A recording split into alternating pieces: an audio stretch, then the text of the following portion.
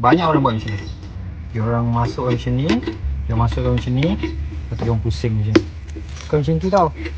Buang masa je dia buat satu-satu macam ni. Macam tu. Bijak dah tu. Bijak level kau lah. Ni apa lagi? Cara yang betul dah tu je, cara betul benar ni. Nak buat apa tu? Jet kereta.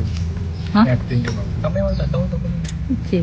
Aku pun kadang-kadang tak tahu. Ni kau beli ke apa yang warna biru tu? Oh tak, ni semua kereta ada tau. Dekat biasanya dekat belakang, dekat bawah dia ada benda ni.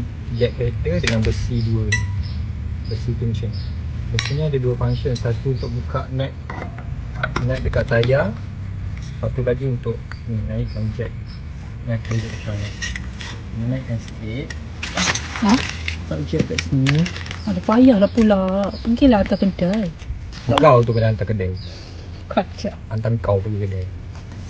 Okay, kita masukkan jangkau dekat sini. Lepas tu, nampak ni lubang ni. Aha. Masukkan kat besi ni macam ni. Lepas tu pusing dia. Oh. Nampak buat. Pusingkan dulu, pusingkan sikit sampai dia naik. Pusingkan sampai dia dah tak boleh dah. Pusingkan.